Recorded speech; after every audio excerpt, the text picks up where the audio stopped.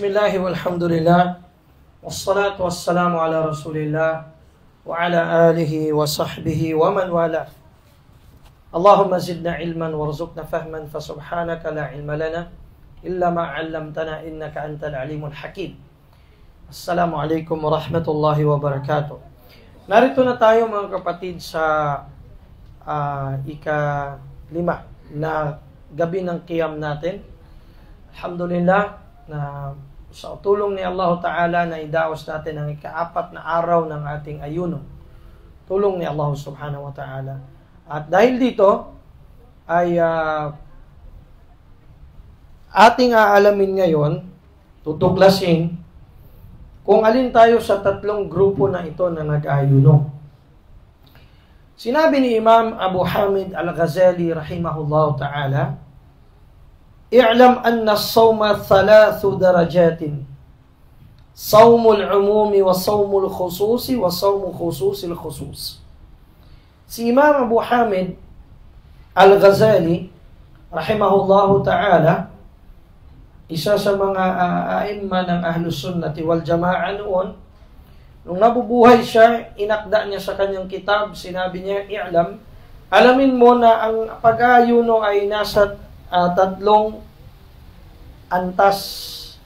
Ang unang antas ng pag-ayuno, ayuno ng mga umum, ng pangkalahatan. Pangalawa, na klase ng ayuno, pag-aayuno ng mga khusus o yung mga khas, yung mga mararangal kay Allah, katangi-tangi kay Allah Ta'ala, at pagkatapos ay sawmu khususil khusus, pag-aayuno ng mga tinatangi ni Allah Ta'ala. Pag sinasabing tinatangi, sobrang pinapaborito ni Allah. So ano yung sawmul umum? At anong kaibahan itong 3? At saan tayo dito?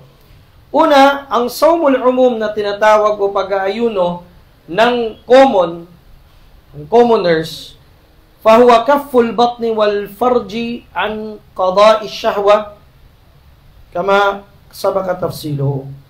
Ang sawmul umum na tinatawag o ayuno ng pangkalahatan o pangkaraniwan, ito yung kafful batn. Ito yung pagpigil sa tiyan sa sikmura at sa masilang bahagi ng katawan sa na isagawa ang kanyang desire, ang kanyang syahwa.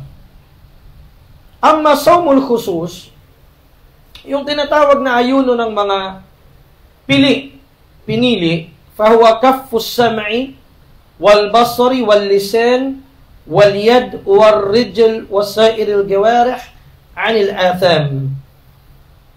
Ito yung pag-ayuno ng pinili, ibig sabihin ito yung pagpigil sa pandinig, paningin, dila, kamay, paa, at sa lahat ng parte ng katawan na makagawa ng kasalanan.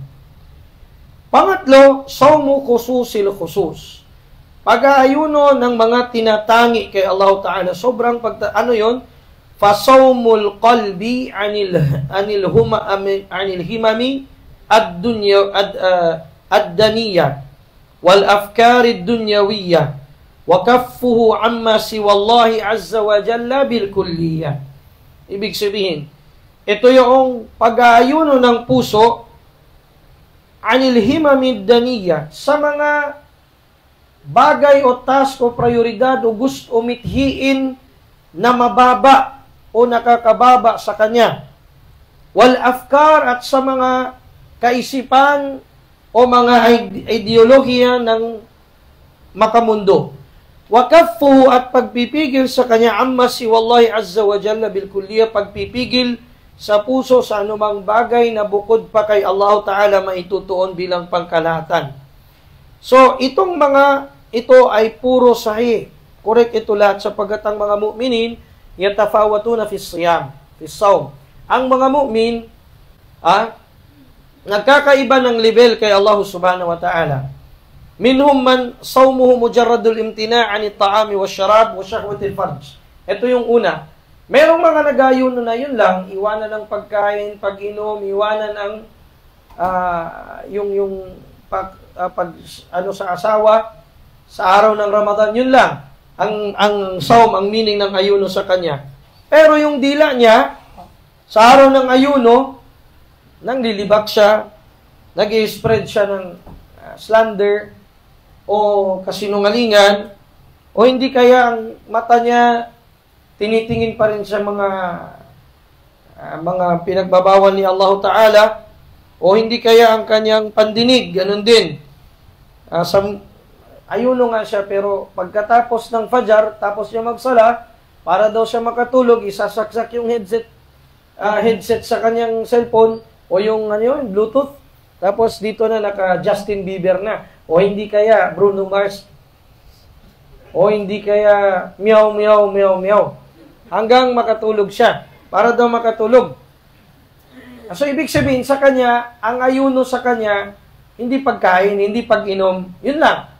Pag-abstain sa pagkain, sa food, at saka sa beverage, at saka sa sexual activities ng mag-asawa, yun lang. Pero bukod pa doon, hindi. Pagdating sa office, sa school, titingin pa rin sa mga pinagbabawal, makikinig pa rin sa pinagbabawal. No? So, ang taong ito, matatawag natin na ang kanyang saum, naqisun da'if. Kulang. Hindi natin sinasabing hindi tanggap, pero kulang at mahina. Kulang at mahina. Kasi tandaan niyo, walang ibang makakapawalang bisa totally sa amal ng tao maliban sa kufur, sa shirk at nifaq per se. Kapag nagkufur ang tao, halimbawa, sabihin niya, may marinig tayong Muslim na sasabihin nila, I heard this once, and sana nagtauba na yung mga tao na yan, sabihin nila, itong pag-aasawa ng apat, the dark side of Islam. Once you say that, ibig sabihin, dinidisbelieve mo at tinatatwa mo, tinatakwil mo ang batas ni Allah. Iniinsulto mo si Allah Ta'ala dyan. So kahit magsala ka pa ng ilang beses, mag-ayuno ka pa ng buong buhay mo nag-ayuno ka na, o buong buhay mo nasa jihad ka na, o nasa da'wa ka na at lahat, once na isa sa mga sagisag ng Islam, ang pinasinungalingan mo, kafir kang bata ka. Walang tinanggap sa iyong mga gawa. Okay? May mga Muslim, nag-aangkin silang Muslim, pero nagpapahula pa sa manghula hanggang ngayon. Diba? Ando lang niya, indaadji, kita ako na lang ihapad ko, inibang ako makapanaw. Maraw, dalawang yung panaw na mato, ato bukon, bandi, di kami lumaos. Magputikaan, kutika sa mga mga Maguindanao na. Sila kan kutika niya apo ng kanya. May ka magpulakaw ta kasi makako. Oy, mana delikado. Oy, delikado ka plako. Oy, di ta plakaw ba? May ka ba? Labi rin mga taga-Buluan, mga taga-Palimbang, ba? Bagilay sa mga titingin sa di ba? Ayan, lahat ng yan, akida na hinalo sa akida natin, napulot natin sa mga inchik.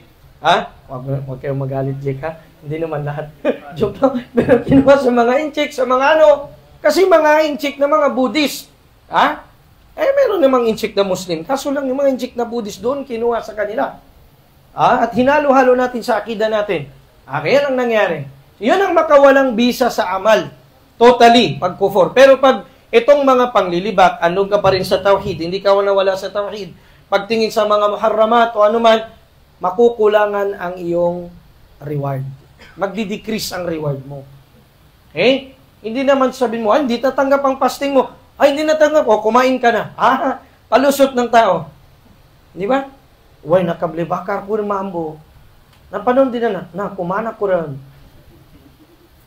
Na hindi ibig sabihin nun na nakalibak ka, license ka ng kumain o buka ka na, hindi ganon. Ang ibig sabihin ng hadith, na sinabi ng propeta sallallahu alaihi wasallam sa hadith na muttafaqun alayhi, sabi niya, man lam yada' qawla az-zur wal 'amala bihi wal jahl falaysa lillahi hajatun fi an yada'a ta'amahu wa sharabahu. Sabi ng Nabi sallallahu alaihi wasallam, sino man ang hindi niya iniwan ang qawla az-zur, masamang salita, pagsisinungaling, fabrication at paggagawa nito, Nako, napakasarap pa namang manglibak pag puasa ka. Bakit? Kasi wala kang ginagawa eh. Hindi ba? Pag hindi ka tulog na tulog, ayun, pag-uusapan mong buhay ng buhay, ikuan niya to, ingatan mo, alalaw niya, ikitada mo ito, kaitin. Pang babae, kaitan. Yan. Hud kay tinikit, ay kayo lo, ilaw ng takaw. Na, doon na yung paninirang puri, lahat-lahat na gagamitin na, mabubusog yung kanilang mga dila, musog sumangang ali nila, yung mga bunga nila, mga bibig nila, mabubusog sa kaliliba, kahit gutom yung tiyan. Na yan ang problema. Ang sabi ng Propeta sallallahu alaihi wasallam, hindi yan kailangan ni Allah na klase ng ayuno. Hindi ibig sabihin na hindi tanggap. Kung correct yung ayuno mo. Kaso lang, hindi kailangan ni Allah, meaning hindi niya bibigyan ng kumpletong gantimpala. So sayang naman. Diba? Kaysa sa doon ka, ay basahin mo na yung dila mo sa pagdikir kay Allah Ta'ala. Kaya nga sabi ni Imam Ibnul Qayyim rahimahullah Ta'ala, sabi niya, dhikrun nasi da' wa dhikrullahi dawa. Ang pagbanggit at pag-alala sa mga tao, sa kapwa mo tao, sakit ang madudulot. Di ba? Yung mga broken heart mo, mga pati utang mo, maalala mo, na masaktan ka talaga doon. Unong nangutang sa iyo, masaktan ka talaga. Pero ang pag-alala kay Allah, gamot. Kasi anumang bagay na makamundo, hindi mag-hold back sa iyo yung wala. Kasi lillah, Allah ang inaalala mo eh. Lahat ng ito, tinakda ni Allah. Wala. Ano man yung naka-atras sa akin, okay, kay Allah ako, sabi niya, sumusuko. Ganyan. Yan ang tinuturo sa atin ng ayuno. Kaya, meron namang tinatawag na saumul khusus. Yung saumul khusus, binanggit natin kanina, sabi ni Imam Al-Ghazali, ayuno siya, pero ayuno din yung kanyang dila at mata. Yan ang pag-ayuno na totoo na essence ng pag-ayuno. Na kayanan niyang ipigilan sa mga pinagbabawal ni Allah subhanahu wa ta'ala. At yung pandinig niya, yun yung saumul khusus na hindi makano sa haram. Kamay, paa niya, hindi yung mamaya ka lang pagkatapos ng, mamaya ka lang ka-chatmate ka pagkatapos ko ng buka. Mabuka din ako ngayon. Yung ganun, hindi ba? Meaning, sa'yo lang talaga is iwanan mo lang yung pagkain at pag-inom. Yun ang compliance sa'yo. For the sake of compliance. Pero yung essence ng ayuno, wala. So, pangatlo, saumul khusus, al-khusus. Ito yung pag-aayuno ng puso. Ito na yung mas malalim. Mas malalim na ito. Yung dila mo, pinigil mo na. Iniwan mo yung halal, pagkain, pero yung puso mo, subhanallah, pati yung puso mo, wala siyang afkar ng dunyawiya. Meron, of course, nagtatrabaho ka. Hindi naman pwede yung gaya ng ginagawa ng ibang sufi, na sabi na, dunya. Huwag naman. Pati dunya, dudurahan. Hindi ganun. Pero, meron silang dunya, pero hindi nila nilagay sa mga puso nila. Hindi nila nilagay sa mga puso nila. Yun ang importante. Yung hindi didikit sa iyong puso, sabi ni Fudail ibn Iyad, da'id dunya fi yadik. Ilagay mo ang dunya dito sa kamay mo. Kahit nagkaroon ka pa ng Montero, ng Grandia, ng lahat, dito sa kamay lahat ilagay. Huwag mong ilalagay sa puso. La tada'ha fi qalbika. The moment na nilagay mo ang dunya sa puso mo, sisirain ka nito. Pag gusto mo na siyang tanggalin, di mo na kayang tanggalin. Kasi nandun na eh. Pero pag nandito siya, mabibitawan mo siya. Nauulit ko parati ang kisa na ito. Napakagandang kisa ni Sheikh Muhammad Said Al-Aslan, hafidahullah, isa sa mga ulama ng Egypt. Short lang bago tayo magtapos. Mayroon noong naiulat, hukiya kadiman, na mayroong isang teacher, isang alim noon sa Jazair, sa Algeria, na ang kanyang trabaho araw-araw, sobrang miskin, sobrang matalikurin sa mundo. Ang tawag doon, zahid, payos na tao. Ang mga estudyante niya, na-train niya talaga na natuwa na sila sa kukunti.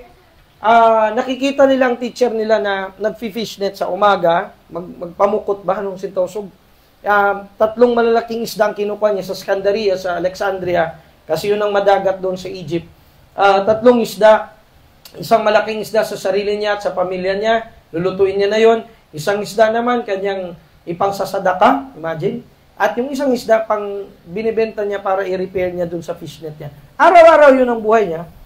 And then may isang estudyante siya, sobrang humanga sa kanya. Mashallah, gusto ko maging tulad ng alim na ito, matalikurin sa mundo, bla bla bla. So isang beses, nabiyayaan ang kanyang estudyante na makapag-hajj.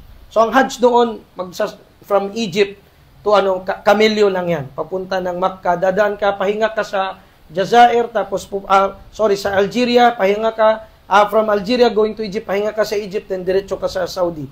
So, during that time, mayroong hinabilin ang teacher niya. Sabi niya, estudyante ko, tilmidi, sabi niya, kung pupunta ka, uuwi ka na from Hajj, dumaan ka sa Cairo, sa Egypt, kasi bago dumating ng Jazeera, ng Algeria, ng Jazair, dadaan ng Egypt. Dumaan ka sa Cairo, hanapin mo ang classmate ko na ito. Sino ang pangalan? Okay. So, natapos ng Hajj, pauwi na yung estudyante niya, dumaan, sinadya niya yung Cairo dahil sa habilin ng teacher niya. Hinanap niya yung tao. Nakasulat doon ang pangalan, hinanap. So, tinuturo nila yung bahay na napakarangya, Castillo. Sabi niya, baka nagtatrabaho doon. Baka naninilbihan. Sige. Ang hinanap niya hanggang kinatok niya, Assalamualaikum. Dad, blah, blah, andyan ba si Fulan, na anak ni Fulan? Sabi ni ko, ako yun. Tapos nakita niya ang gara ng damit. Sabi niya, ikaw ito? Kami, Sabi niya, yung teacher ko kasi sa Jazair, sa Algeria, si Fulan ganito, pinapabot ang salam sa'yo. Sabi niya, sabihin mo sa kanya, kamusta na siya, alayhis salam, alayka wa alayhis salam, mata yatrukud dunya. Kailan niya iiwanan ng dunya? Sabi ng Kuhan, baliw itong tao na ito. Talagang ginanon niya. Baliw ito. Bultingan siya kaya. Paano niya masasabi na iiwanan ng teacher ko ang dunya? Yun na nga lang ang trabaho ng teacher ko ng huli ng isda. Tapos siya, marang niya ang mundo. Itatanong niya sa teacher ko kung kailan niya iiwanan ang dunya. Subhanallah. So, medyo nalungkot na bad trip siya. Nung umuwi na siya, pauwi na siya ng Algeria, hindi siya nagpakita sa teacher, nagtago muna siya. Inanap siya ng teacher niya. Umuwi na bang mga hujjaj? Nagtanong sa mga taong teacher, opo, umuwi na si Fulan, ano doon na po sa bahay niya? Pinuntahan niya, ba't di ka nagpakita? Hajjun mabrur, tanggapin niya ang hajj mo. Sabi niya, teacher, na bad trip ako doon sa pinapuntahan mo. Anya, bakit? Kasi sabi niya, nakita ko napakarangya ng buhay niya. Tapos sabi ko sa kanya, Assalamualaikum mula sa teacher ko. Ang sabi niya, Alaikumussalam, itanong ko raw sa'yo, hanggang kailan mo hahawakan ng dunya? Napayo ko ang teacher niya na yun. Umiyak at sinabi, Wallahi sadak, sumpa kay Allah, totoo ang kanyang sinabi. Bakit ka mo? Sabi niya, lahu ma lahu minad dunya. Andun na sa kanyang karangyaan ng dunya. Walakin sabi na lam yudkhilid dunya fi qalbihi. Hindi niya pinasok ang dunya sa kanyang puso. Wa innama masakaha biyadihi. Hinawakan niya lang dito sa kanyang kamay. Amma nahnu, bima nahnu minal faqar. Sa sobrang karukhaan na natin. Nahnu natamanna dunya wa ma fiha wa numsikuha fi qulubina. Subhanallah. Inahangad natin ang dunya at nilalaman ito kahit walang-wala tayo at nilagay natin, miniti natin sa puso natin na maabot natin yung nabot niya. Ang lesson dito mga kapatid, ang pag-aayuno, tinuturuan tayo na maging elite sa elite o tinatawag na tinatangi doon kay Allah Ta'ala. Na ang ating mga pusang epekto nito sa ating mga puso may change. Na kung meron man o wala tayo, marunong tayong mag-appreciate at pagpasalamat kay Allah. Ar-ridha bil qalil wal isti'dadu li yawmir rahil wal khawf min al jalil. Hada huwa taqwa. Yan ang sinabi ni Ali radhiyallahu ta'ala anhu nung tinanong siya, "Mat taqwa? Anong takot kay Allah Ta'ala? Huwal khawf min al jalil." Ito yung takot sa dinadakila si Allah Ta'ala. War ridha bil qalil, at yung pagkabusog o pagkatuwa sa kukonte. Wal isti'dadu li yawmir rahil, at ang tunay na paghahanda sa araw na lilisanin natin ang dunya na ito. Wabillahi tawfiq wal hidayah was sadad. Wa sallallahu wa sallim wa barik ala nabiyyina Muhammadin wa ala alihi wa sahbihi ajma'in. Walhamdulillahi rabbil alamin.